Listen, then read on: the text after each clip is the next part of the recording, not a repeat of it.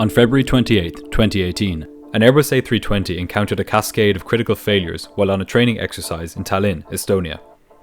The flight controls had stopped working, the flaps were stuck, and the right-hand engine had caught fire. The cockpit was filled with a terrifying array of bells and alarms as the pilots tried desperately to bring the plane back for an emergency landing. How had this routine training exercise gone so terribly wrong, and how would the flight crew get out of this life-and-death situation? This is, without a doubt, one of the most fascinating and unlikely stories in the history of aviation. This is the story of SmartLynx Estonia Flight 9001.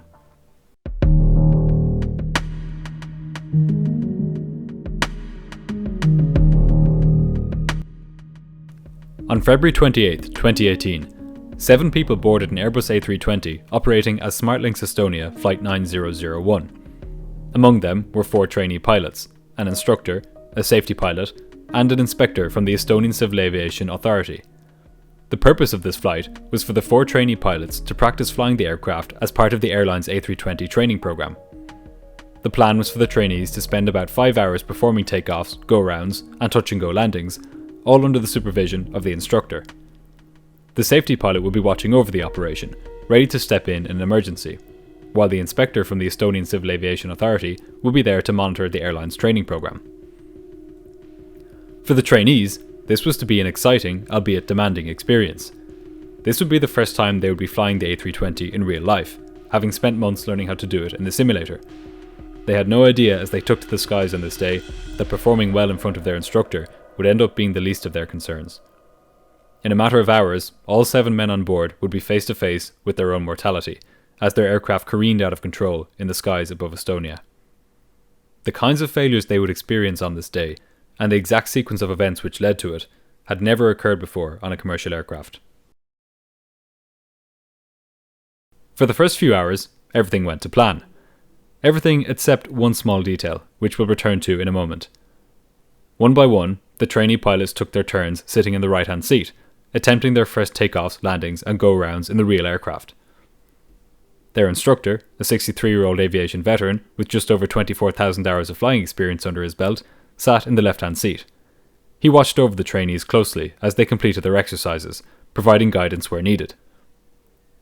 Sitting in the 2 jump seats behind the trainee and the instructor were the safety pilot and an inspector.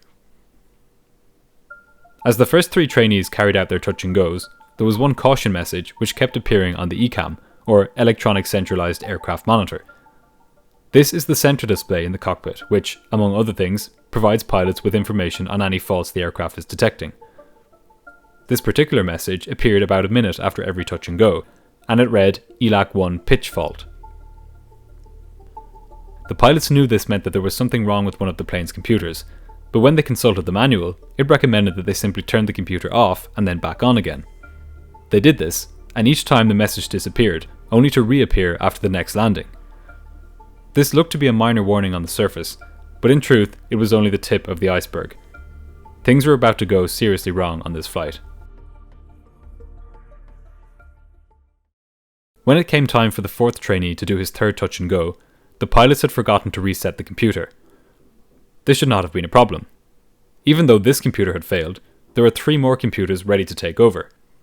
In aviation, safety is achieved through an extraordinary level of redundancy. However, as the plane came in to land this time, something unprecedented happened. The plane touched down the runway as normal, and bounced a little, but when the trainee pilot went to pull the side stick to bring the aircraft back into the sky, nothing happened. Rotate, rotate. I am rotating. The instructor took over and pulled back on his side stick, but the plane didn't respond to him either. It was as if both side sticks had been disconnected from the flight controls. They were now as useless as toy controllers. The aircraft then entered a slow climb by itself, and the instructor decided to abort the takeoff, reducing the engine power to idle for 4 seconds. However, he quickly realised that there wasn't enough room left on the runway to stop, so he then pushed the thrust levers to their maximum setting. In an effort to bring the aircraft back into the air, he pulled back on the side stick and raised the wheels and the flaps. But the side stick had been rendered utterly useless, so the plane never climbed. In fact, as the flaps started to retract, the plane lost lift and began sinking towards the ground. The plane then slammed onto the runway shortly before the end, its engines taking the brunt of the impact. The engines were critically damaged by this impact, yet they continued producing power. Within moments, the aircraft had gained enough speed that it started to climb. But this was no ordinary climb. As the pilots had no ability to control the plane, it simply did what was aerodynamically possible, which in this case was to zoom upwards at a rate of about 6,000 feet per minute. The instructor tried desperately to push the nose down. If the plane continued to climb like this, its speed would bleed off and it would stall and then tumble back to Earth. But his efforts were of no use. The side stick was simply not working. On top of this, a cacophony of alarms had now erupted in the cockpit. Most seriously, they warned the pilots that the right-hand engine was on fire. This was now truly a life-or-death situation, and it was one that the pilots had never trained for. The 7 men on board had now become passengers in their own aircraft as it careened skywards. Suddenly, the safety pilot sitting in the jump seat behind the trainee shouted, "Manual pitch trim only, manual pitch trim only." He had spotted the warning message on the primary flight display, and straight away realised that there was one last way by which the pilots could control their aircraft. The manual pitch trim wheel, located here, can be moved by hand to control the horizontal stabiliser in the tail of the aircraft. It offers a far less accurate way of controlling the vertical pitch of the aircraft than the side stick, but it was their only hope. The instructor quickly grabbed the manual trim wheel and started pushing it forwards to point the nose of the aircraft down, but he went too far.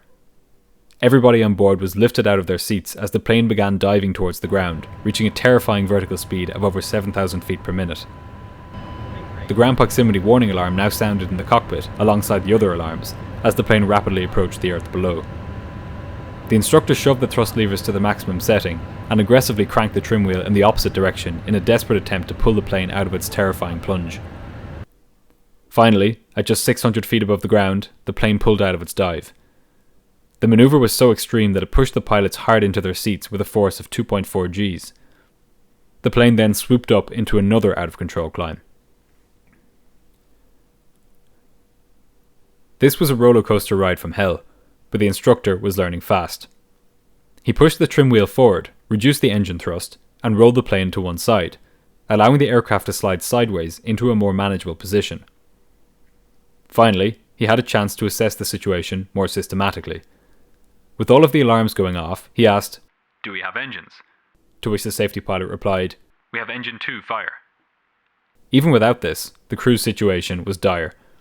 The instructor declared a mayday, but forgot to key his microphone to broadcast this to air traffic control. He continued trying to keep the plane under control, but the trim wheel was just too coarse an instrument for him to do this effectively. The aircraft had entered a cycle.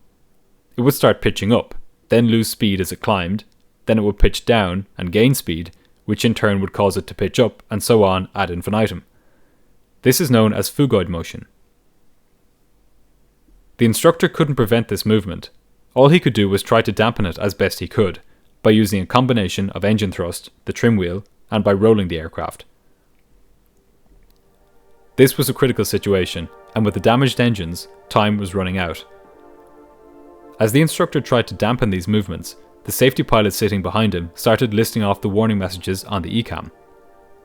So we have flaps lock, flight control law, left-right elevator fault, maximum speed 320, manual pitch trim use, do not use speed brakes. The trainee pilot, sitting in the right-hand seat, was completely overwhelmed. The crew's high-tech aircraft was now a flaming piece of wreckage. The landing gear had been damaged from its impact with the runway while semi-extended. In fact, some of the landing gear doors had been bent by the impact and then torn off by the force of the air as the plane flew. With every passing second, the engines deteriorated further. There would not be enough time for the pilots to troubleshoot the various problems in the air. In a matter of minutes, their engines would fail, and any chance of a safe landing will have vanished. All the 3 trainee pilots sitting in the front passenger rows could do was pray for the best as their instructor fought with a situation more grave than he had ever encountered in his decades of flying. The instructor decided to turn back towards the runway. He confirmed with the safety pilot that a right turn would work, and then he began banking the aircraft to the right. With no elevators to counter the downward pitching movement that turning induced, the instructor had to be extremely careful as he made this 180-degree turn. Meanwhile, the safety pilot declared an emergency to air traffic control. "Mayday, mayday, mayday, we have flight control fail." The controller cleared them to make a right turn and approach the runway visually. The instructor then told the safety pilot and the trainee pilot to switch seats. The overwhelmed trainee pilot left the right-hand seat and headed back into the passenger cabin along with the inspector, while the safety pilot swung into action. The two most experienced pilots were now at the controls. Their fate, and that of everybody on board, rested on whether they could nurse their stricken aircraft back to the runway before its engines failed altogether. The instructor pressed the master caution button to silence the alarm at last. What is the heading of the runway? 262. Tallinn Tower, we are going for runway 26. There would not be enough time to bring the aircraft back around for an approach to the opposite direction runway where the winds were more favourable. They had to attempt a landing as soon as possible, and that meant doing a 180-degree turn and landing on runway 26. As the instructor lined the crippled aircraft up with the runway, the safety pilot suggested moving the thrust lever for engine number 2 to idle, given that it was on fire.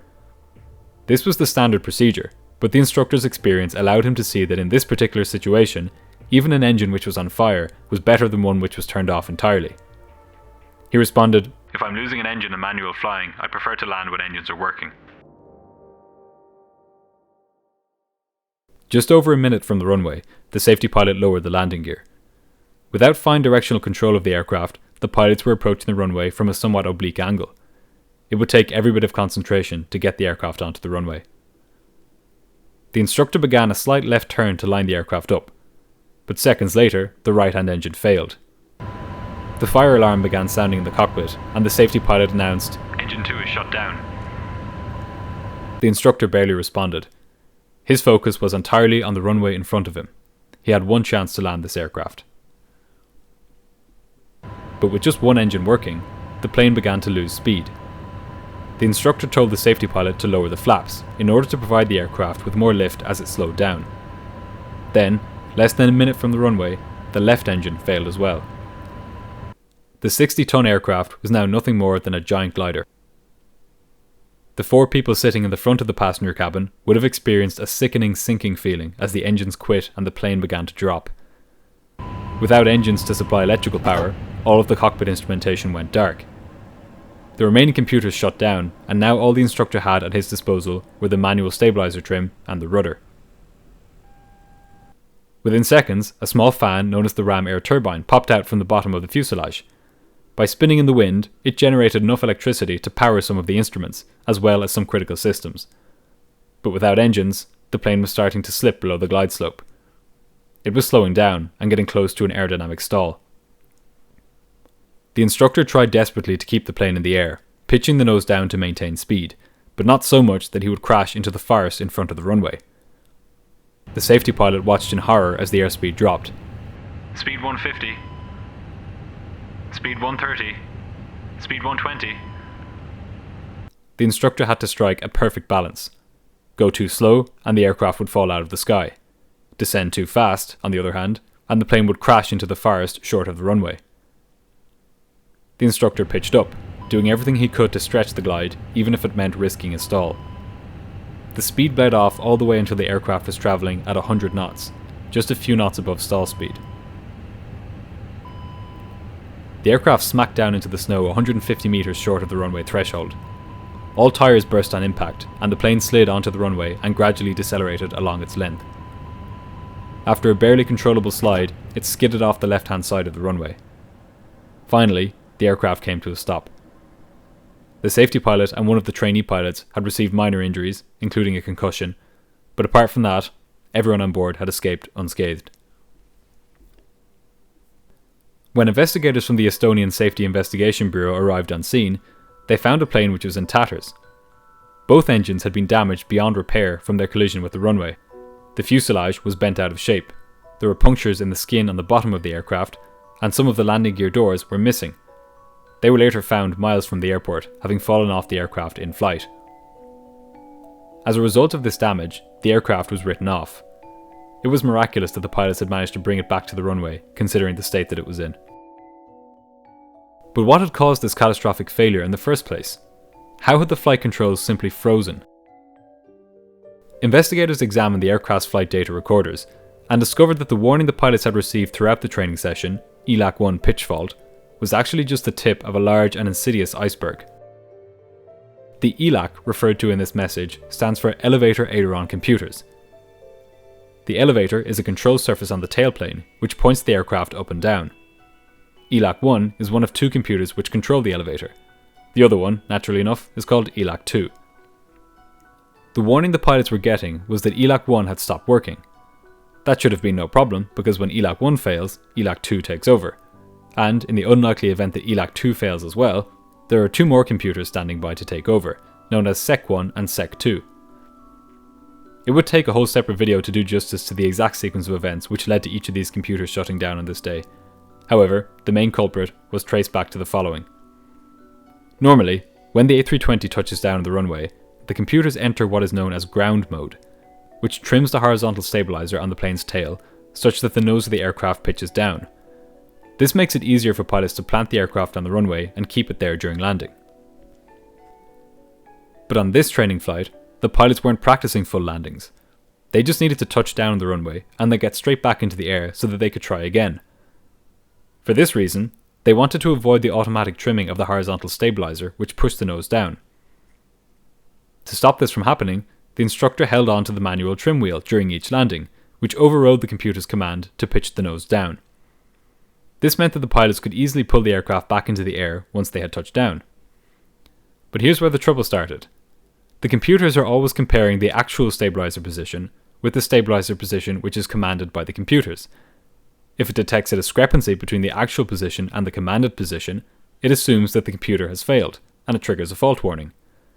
But you can't have a fault warning every time a pilot overrides a commanded position by using the manual trim wheel, so Airbus built in a switch, which detects if a pilot is using the trim wheel, and then allows there to be a discrepancy between the position commanded by the computer and the actual position of the horizontal stabilizer. However, on this particular aircraft, there was something wrong with this switch. Investigators found that the oil used to lubricate it was twice as viscous as it should have been. This abnormally high viscosity meant that each time the instructor held the manual trim wheel as the plane touched down, this switch never triggered, and the computer didn't know that he was doing this. As a result, it thought that there was a real discrepancy between the actual position of the stabilizer and the commanded position.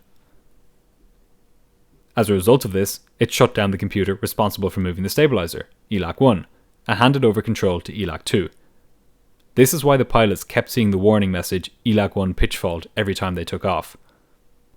And every time the pilots saw this message, they carried out the recommended action by turning the computer off and then on again. But on one approach, they didn't do this. When they came in for a touch and go on this approach, ELAC-1 was still off, and ELAC-2 was responsible for controlling the horizontal stabilizer trim. When the aircraft touched down this time, ELAC-2 then sensed the same discrepancy between the actual position and the commanded position, and it shut off, handing over control to the third computer in the list, SEC-1. SEC stands for Spoiler Elevator Computer. As the name suggests, it controls both the spoilers on the wings and the elevators on the tailplane. Part of the information fed into this computer is whether the aircraft is on the ground or in the air, so it can decide whether to automatically deploy the spoilers on landing to help slow the plane down. However, on this landing, the aircraft bounced, and for that brief second there was a mismatch between the two sensors, with one detecting the aircraft as being on the ground and the other detecting it as being in the air. This mismatch led to the shutdown of both SEC-1 and SEC-2, leaving the elevators locked in the neutral position. The pilot's side sticks were now utterly useless at controlling the vertical pitch of the aircraft. As a result of this near catastrophe, Airbus changed its procedures to instruct pilots not to reset the ELACs multiple times in flight. The current procedure is that if an ELAC fault warning comes up more than once, this is sufficient grounds for landing and getting the problem fixed. Airbus also corrected the software design flaw that led to the shutdown of the third and fourth computers, SEC-1 and SEC-2. For their part, SmartLynx Estonia mandated that instructors must stop training flights if there is an error message about the flight controls. The source of the thick oil responsible for the initial ELAC shutdown has never been determined. The truth is that these changes have probably not prevented any similar incidents, and probably never will. That's not because they were ineffective, but rather because the particular set of circumstances which caused these failures was incredibly unlikely. The fact that the instructor managed to land this plane after losing control of the elevators as both engines failed is nothing short of miraculous. At the end of the day, his skill and his teamwork with his colleague saved the lives of all on board. Had a less experienced crew been at the controls, the outcome would likely not have been so fortuitous. Special thanks to the Patreon and YouTube members for supporting the channel. I'd especially like to thank Snowdoggo and Joey for their very generous contributions. If you'd like to support the channel and see more of these videos, then you can sign up on Patreon or YouTube. I've put the links here on screen. As always, let me know if there are any incidents you'd like me to cover, and I'll see you next week for another episode.